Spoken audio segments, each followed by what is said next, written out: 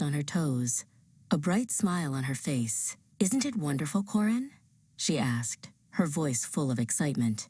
Corin, however, just clutched his suitcase tighter, his eyes fixed on the ground.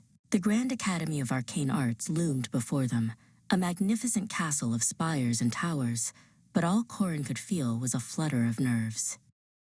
"Just think of all the spells we'll learn," Astra continued, her enthusiasm undeterred. "We'll be able to make things fly and turn invisible, and who knows what else." She gestured wildly with her free hand, but Corin only offered a small, hesitant shrug.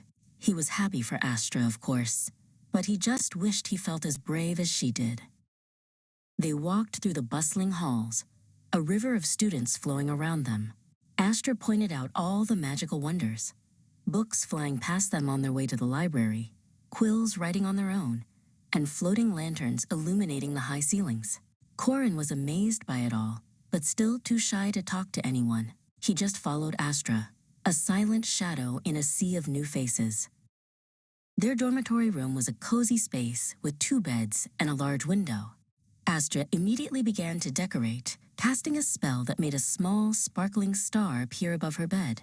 Corin, on the other hand, quietly and carefully unpacked his things, placing his books in a neat stack on his nightstand. Later that evening, Astra was in the common room, laughing and chatting with a group of new friends. She waved to Corin, motioning for him to join them, but he hesitated. He felt a lump in his throat and a knot in his stomach. He didn't want to ruin Astra's fun, so he quietly slipped away, heading for the one place he knew would be quiet, the library.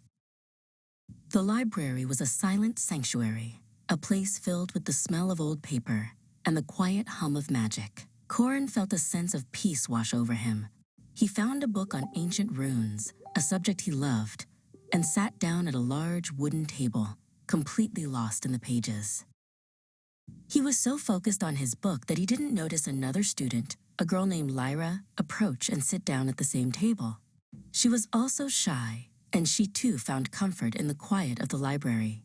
They read together in comfortable silence, 2 quiet souls finding a connection without a single word. Astra, worried about Corin, came to the library to find him.